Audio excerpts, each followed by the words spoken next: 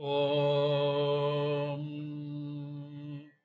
सदाशिवसमारम्भां शङ्कराचार्यमध्यमाम् अस्मदाचार्यपर्यन्तां वन्दे गुरुपरम्पराम् ॐ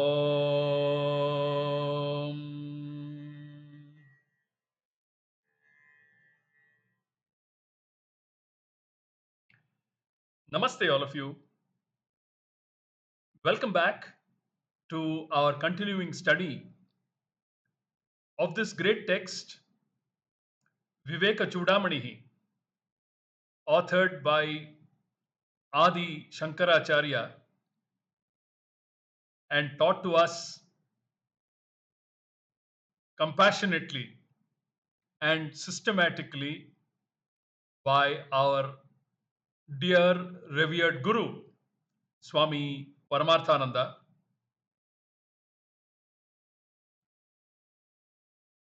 In the last capsules,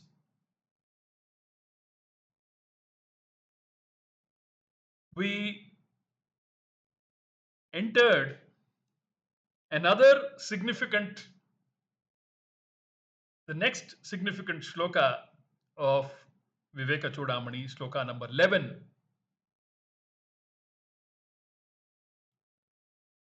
in which Adi Shankaracharya continues to emphasize on the importance of vichara, atma vichara.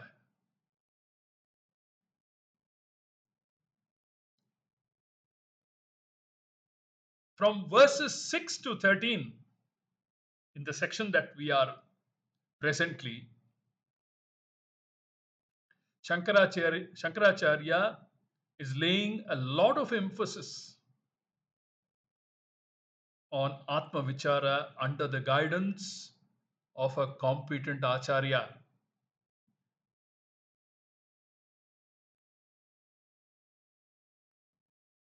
Our scriptures and our gurus clearly and unanimously stress on one point, unanimously, and that is never study our scriptures independently. Never study our scriptures independently.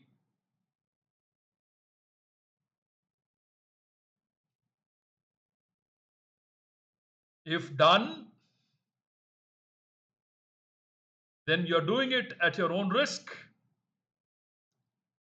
It tantamounts to self doctoring.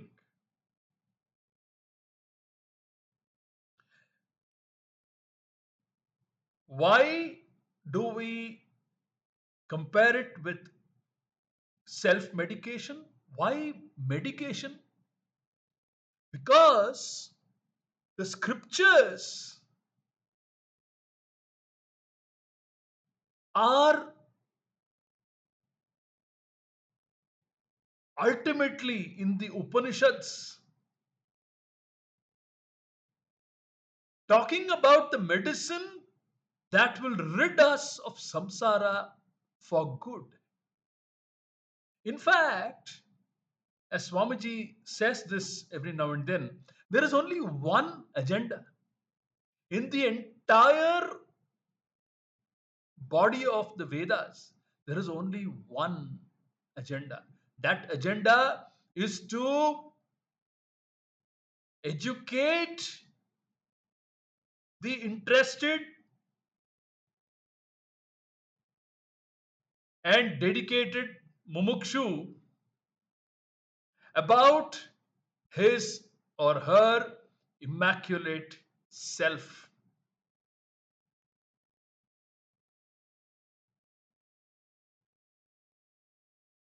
The Guru is prescribing medicine for samsara roga, and that medicine has to be taken as prescribed by the doctor Guru. One cannot self medicate. You can't just pop in some antibiotic. You're not the doctor.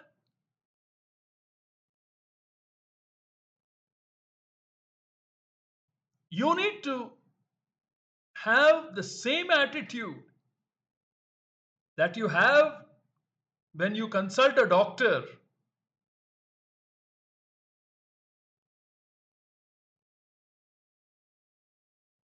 with your guru and the Shastras. Guru Vedanta Vakyadishu Vishwasah. Shraddha. What's the definition of Shraddha that we learnt in Tattvabodha itself? So Shankaracharya is emphasizing the study, committed study.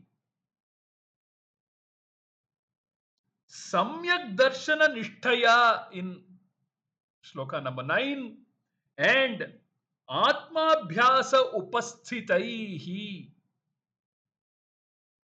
in shloka number 10, verse number 10. Atmabhyasa Upasthitaihi and Samyak Darshana Nishtaya can be equated. It calls for a lifelong commitment. A lifelong commitment. To whom? Commitment to whom? Commitment to yourself. Because the journey is towards that glorious self. All this has to be clear. Otherwise, the amount of time, the quality time that it requires, the quality mind that it requires, it has to run like a shruti. You have to take to it like a fish takes to water. It has to click. It cannot be a mere academic pursuit. It won't work. You lose interest along the way. It's a journey of ananda all the way. Because the search is to discover your ananda swarupa. So the journey ought to be enjoyable. Ought to be enjoyable. There's no drudgery, there's no heaviness about it at all. Should not be. It ought to be maja all the way. The journey itself has to be maja. Because the destination is glorious ananda. There's no other destination that promises ananda at the end of the journey. This one does. So Shankaracharya says, carefully tread the spiritual path so that you don't waste time.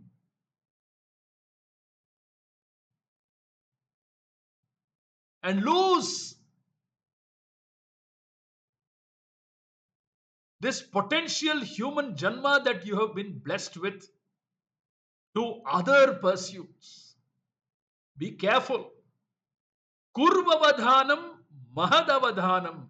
Shankaracharya says in Bhajagovindam, be alert.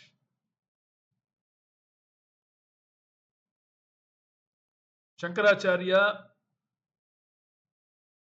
being a traditional acharya, lays a lot of emphasis in approaching the Guru. So he said in the 8th shloka, he said, Santam Mahantam Samupetya Deshikam Tenopadishtartha Samahitatma. Follow what he is teaching you. Internalize it. Take it back with you after the class. Ruminate on it.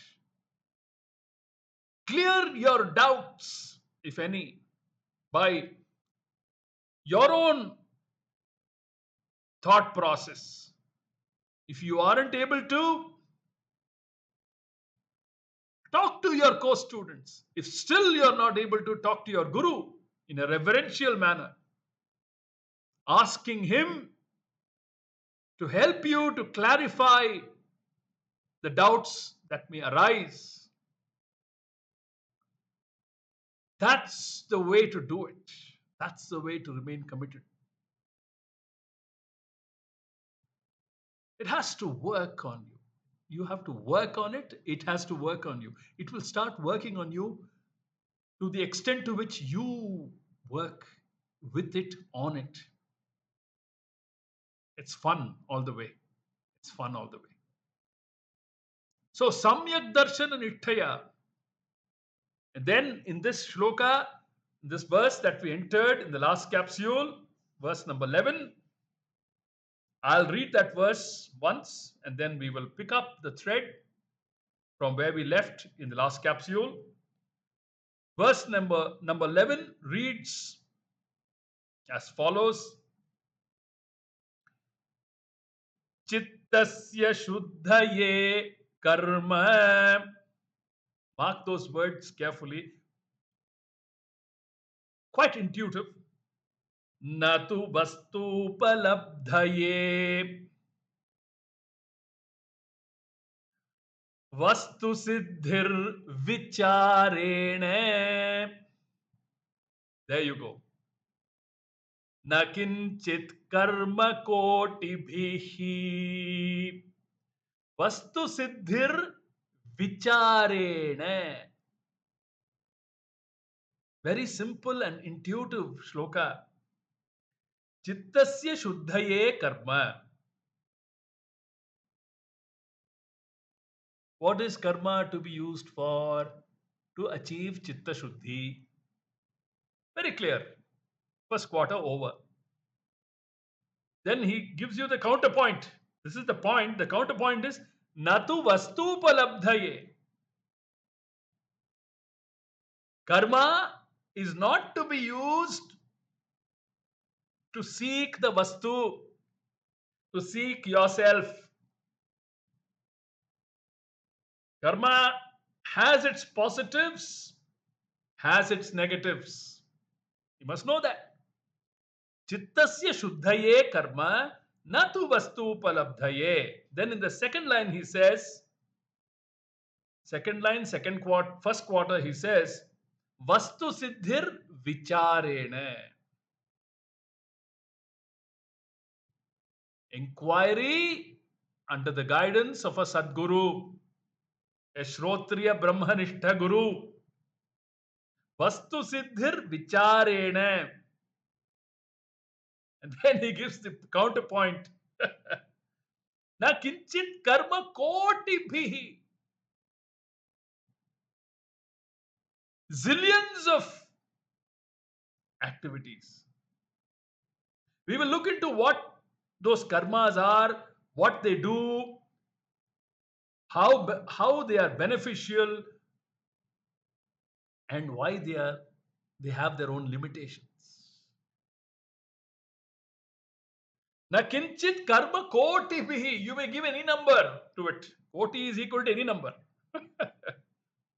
Infinite number of karmas will not achieve vastu for you. Very categorically stated in these two lines. We will pick up the thread about this very important foundational shloka, I might call it, in which Shankaracharya defines what karma is meant for, what jnanam is meant for, what karma yoga is meant for, what jnana yoga is meant for. Very clearly said. He's setting your expectations correctly.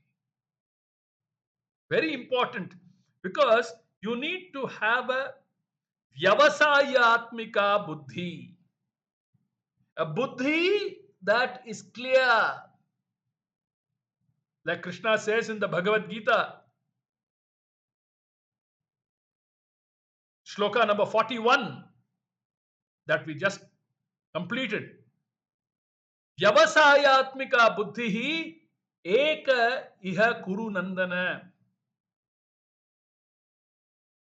They're very clear. Idhar se udhar, bas.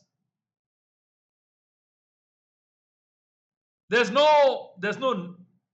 nothing nebulous, nothing fuzzy. In the second line in that shloka, Krishna says, Bahushakha hyanantascha buddhayor avyavasayinam. He says, Bahushakha, many branched are the ones whose intellects are not firm. They don't have a decided intellect. They have not decided. The decisions are very shaky. So, to put things in perspective, Shankaracharya has given out this verse.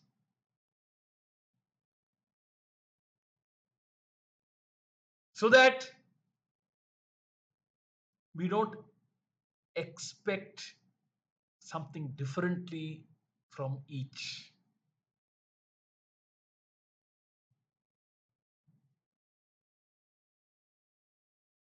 Revisiting Swami Paramarthananda's definition of Karma Yoga and Jnana Yoga, or what Karma Yoga can do and what Jnana Yoga can do. Without Karma Yoga, Jnana Yoga is impossible. Without Jnana Yoga, Karma Yoga is incomplete. Each complements the other. One has to take both hand in hand to complete the journey successfully. We will continue our study, this important study, in the upcoming capsule and take it forward from there. Hari Om.